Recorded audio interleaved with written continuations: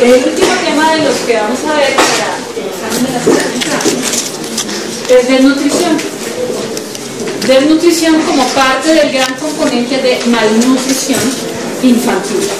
La primera clase de esta mañana que tuvieron con la doctora Paredes se refería a obesidad y a síndrome metabólico.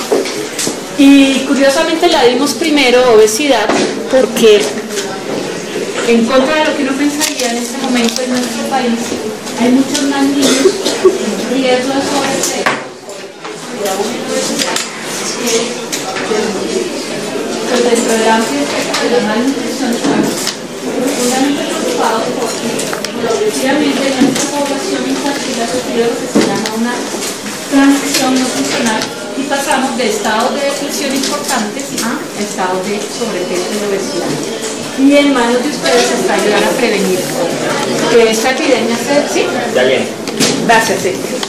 Muy bien. Entonces, para no fatigarlos mucho, que pueden ir a dormir, vamos a hablar de unos conceptos generales de desnutrición. Como siempre, yo les dejo materiales del Pasabana, no sé si lo hayan consultado algunos, otros no, pero pues ahí les queda material de estudio y parte de lo que vamos a hablar ahorita pues está en ese material, ¿vale? Entonces, la malnutrición en general, ¿cierto?, es la principal causa de muerte en los niños menores de 5 años. Obviamente asociado a los estados de malnutrición. Muchas gracias, buenas tardes.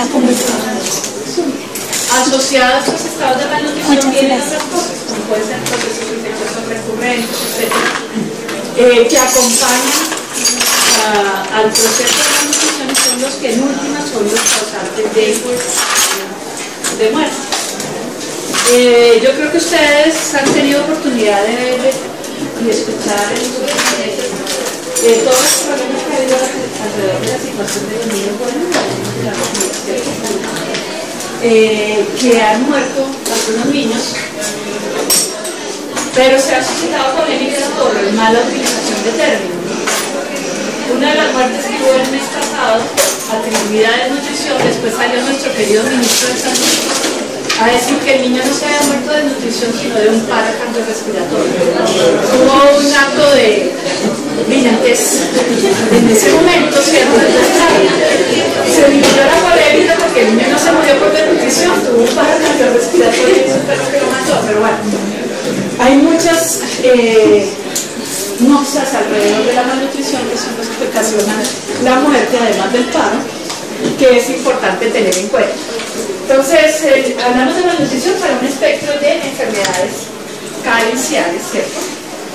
Básicamente nos atañe en este momento la desnutrición por bajo aporte calórico y por bajo aporte proteico.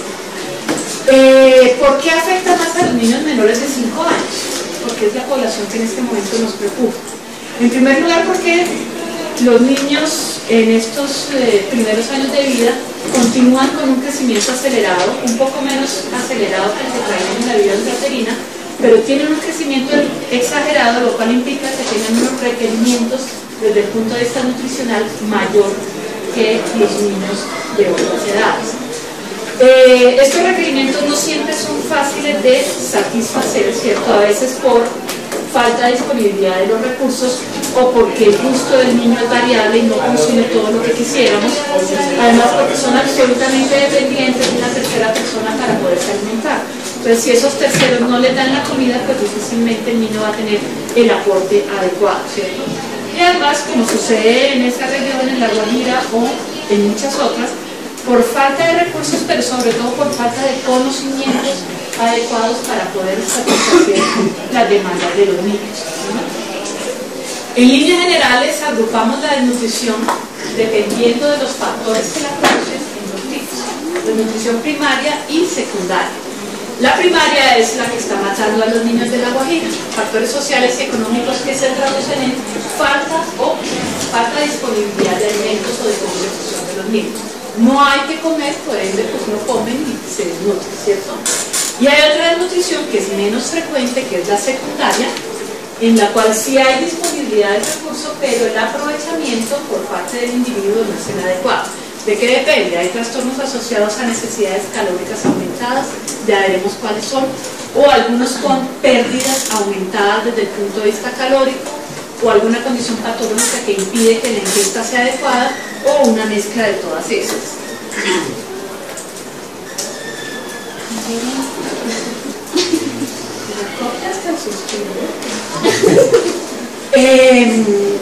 Cuando hay necesidades calóricas aumentadas en todos los procesos hipercatabólicos, como puede ser una infección, un politraumatismo, neoplasias, los posoperatorios, estados de sepsis de cualquier etiología, etc. Entonces las demandas son mucho mayores y el aporte, probablemente por las mismas condiciones de salud del paciente, no es el adecuado. Situaciones donde hay pérdida calórica aumentada, el ejemplo más clásico es el de la mala absorción intestinal, cualquiera que sea su causa. Puede ser una yardiasis, una esclerosis tropical, una intolerancia a la lactosa, una alergia a la proteína de la leche de vaca, cualquier entidad que impida una absorción adecuada de los nutrientes. Y hay situaciones en que hay una ingesta calórica reducida, o sea, la persona no come lo que debería, y están relacionadas con anorexia, pero no anorexia nerviosa, sino el estado de falta de apetito que acompaña la mayoría de los procesos infecciosos que son frecuentes en nuestros niños. Parece que los niños menores de 5 años con frecuencia tienen infecciones especialmente virales, respiratorias, del tracto respiratorio superior, inferior, gastrointestinales, que la gran mayoría cursan con estados febriles y además con falta de apetito. Entonces, si estos episodios son muy frecuentes, se ve disminuido el aporte en general. Restricción de la ingesta oral por cualquier motivo, niños que están hospitalizados por cualquier enfermedad y se nos ocurre dejarlos sin vía oral mucho tiempo, ¿cierto? Y lo han visto ustedes en sus sitios de práctica. ¿Tiene dificultad respiratoria? Sin vía oral, pero no se pasa una sonda nasogástrica para la alimentación. O el niño está en preparación para una cirugía sin vía oral, pero lo operaron, después también está sin vía oral y puede estar 3, 4, 5 días en ayuno, que esto implica en un niño de bajo peso y con unas necesidades calóricas importantes, pues que se vaya a comprometer su estado nutricional. Y desde el punto de vista social, pues fenómenos económicos también hacen pues que la ingesta no sea la adecuada. En conclusión, pues la desnutrición realmente traduce un deterioro de la composición corporal, que es producto de un balance energético o proteico negativo, sea por una alimentación inapropiada o por una utilización defectuosa de esos nutrientes por parte del organismo. Y resumiendo, pues podrían ser muchas las causas que tendríamos en cuenta para una desnutrición. Empezando por lo que se hablaba esta mañana, el niño con bajo peso al nacer, si no tiene una recuperación nutricional adecuada, en los primeros meses de vida probablemente va a tener también un bajo peso. Cuando hay una desnutrición materna que predispone a una desnutrición intrauterina, y los primeros meses de vida se ven las consecuencias.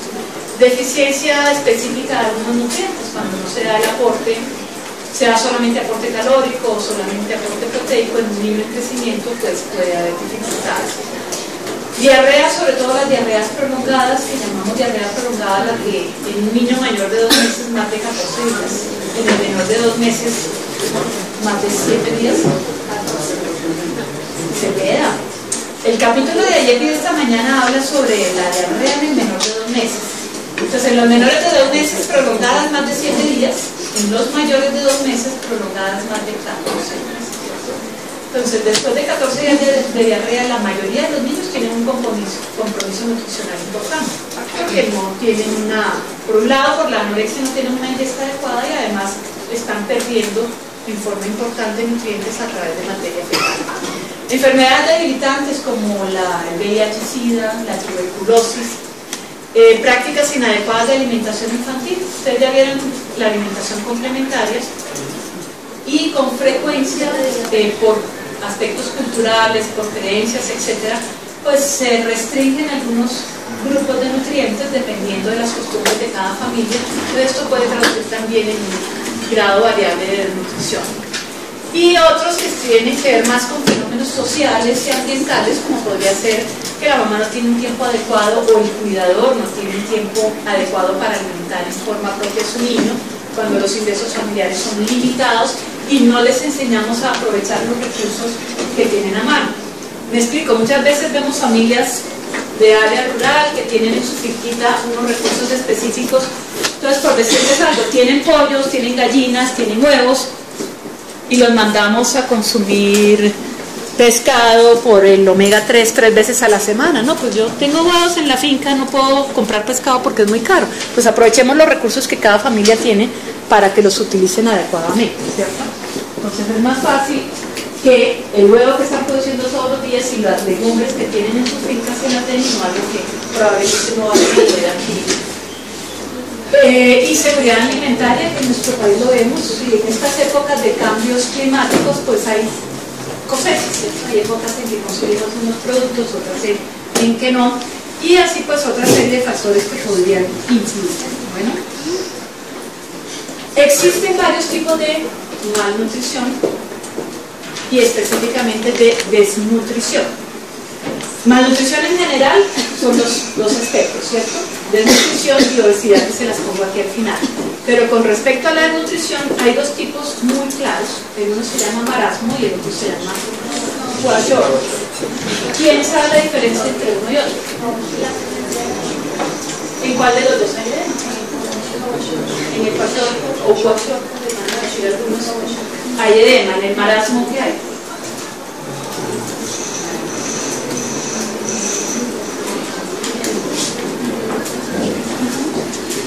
Ya vamos a ver.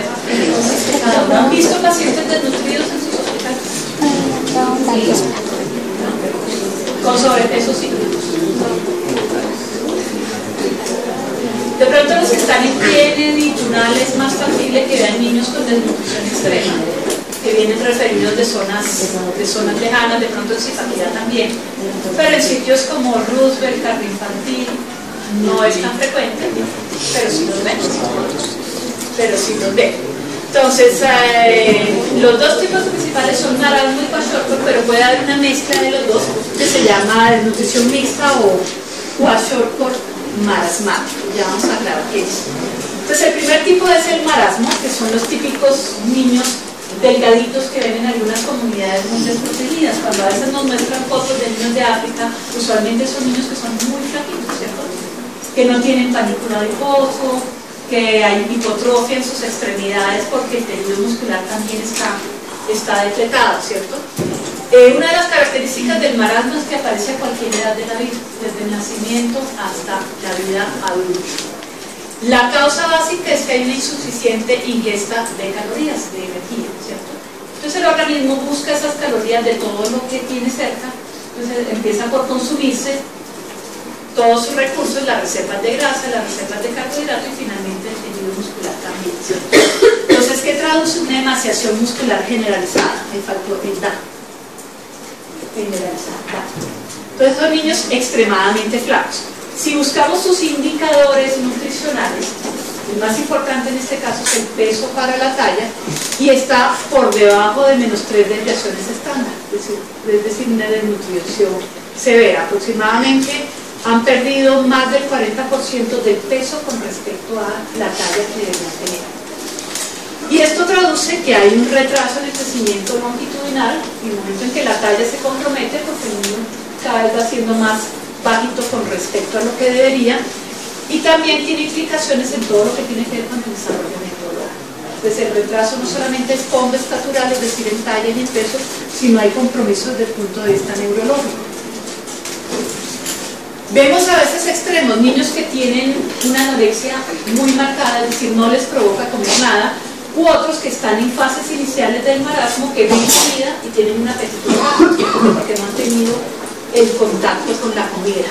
Lo que sucede es que cuando ya el estado se cronifica, el organismo se acostumbra, cambia el metabolismo y se acostumbra a vivir con cantidades cada vez menores de energía. Entonces, si les pasa la comida por el lado, ya no les preocupa porque no tienen esa avidez por adquirir el aporte energético. Muchas veces hay intolerancia digestiva cuando intentamos realimentarlos, tienen intolerancia a la lactosa, a otros carbohidratos y la intolerancia a los carbohidratos complejos, que se manifiesta por vómito la mayoría de las veces, y podemos ver casos extremos en cuanto a estreñimiento severo o episodios de diarrea que muchas veces es prolongada. Con frecuencia se complican con procesos infecciosos, como les comentaba al principio, gastroenteritis, infecciones respiratorias, y además hay algunas lesiones que son secundarias al bajo aporte de vitaminas que acompañan la pobre ingesta. Entonces, dependiendo de la vitamina que esté comprometida, las manifestaciones serán en diferentes niveles. Lo opuesto al marasmo es el kwashiorkor, que es la desnutrición edematosa. Entonces son esos niños que vemos muy bonitos, muy gorditos, muy redonditos, pero están gorditos, están llenos de agua, porque tienen un edema generalizado. Entonces muchas veces la familia no consulta en forma precoz, porque es que lo lindo es ver un bebecito redondo, es la tradición, bien gordito, así sea deshinchado. El término kwashiorkor viene de un dialecto africano de Ghana, que significa la enfermedad de los niños destronados o destejados cuando nace el siguiente bebé. El kwashiorkor lo vemos típicamente en niños menores de 2 años, a diferencia del marasmo, que puede ser a cualquier edad. ¿Y por qué a esta edad? Porque tienen una suspensión prematura de la lactancia materna y se reemplaza por fórmulas que no son adecuadas para la edad del niño. Y tradicionalmente se veía antes cuando los embarazos en las mamás eran muy frecuentes, ¿cierto?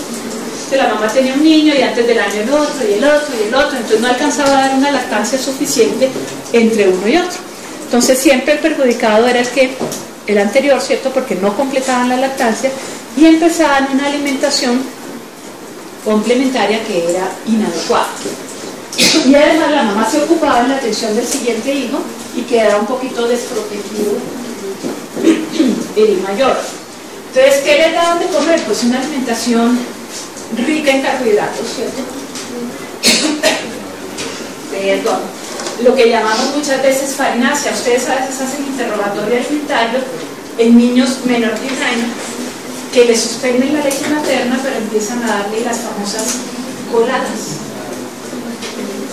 Y uno le pregunta a la mamá, ¿de qué es la colada? No, de plátano, viva plátano, o vita plátano, de maicena, ¿cierto? De avena, de harina de cuchuco, de harina de no sé qué, pero muchas veces las preparan solo en agua, no tienen contenido proteico derivado de la leche. Entonces, pues es un aporte inadecuado en cuanto a proteínas. Entonces las proteínas se depletan, los niños entran en un estado hiponcópico, porque hay hipoalbuminemia y favorece el desplazamiento de los líquidos hacia los tejidos externos, y por eso los niños llegan lindos, pero bien hinchados, muy redonditos. Pues alimentación, básicamente carbohidratos, pobre en proteínas y sobre todo en proteínas de alto valor biológico, ¿sí? Y de algunos micronutrientes que son fundamentales para nuestros procesos. ¿Cuáles son las proteínas de alto valor biológico? ¿La de qué? ¿Pero por qué son de alto valor biológico? Porque son aminoácidos esenciales. Porque son las que tienen los aminoácidos esenciales. ¿Qué cuántos son? Es que eso en otorrino no lo vimos. ¿Cuáles son los aminoácidos esenciales? 7. 7 y 4, ¿cuánto da? Fenilalanina. ¿Cuánto da 7 más 4? Esos son los aminoácidos. Es que se complementan. Parte y parte. Aminoácidos esenciales que no los puede sintetizar el cuerpo humano, por eso hay que adquirirlos en forma exógena. Entonces, en la alimentación deben estar incluidas las proteínas de alto valor biológico para poderle dar al niño esos aminoácidos que él no puede sintetizar. Y alguien había hecho para ir, bueno,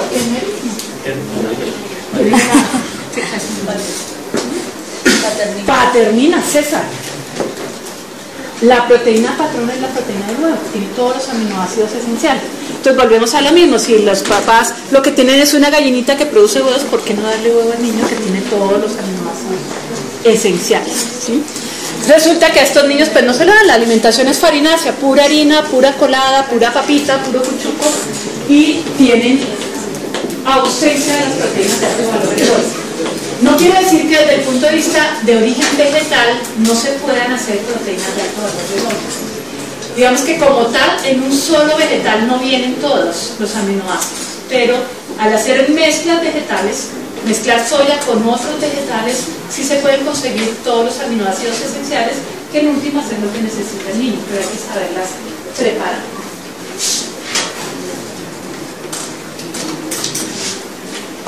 Entonces, como les comentaba, en los primeros 2 años de vida es la época en que vemos con mayor frecuencia este tipo de desnutrición, por lo mismo, por el pobre aporte proteico y gran aporte a nivel de carbohidratos. A veces lo podemos ver en niños en edad preescolar que tengan una mala alimentación también, pero lo más frecuente es que sean menores de 2 añitos.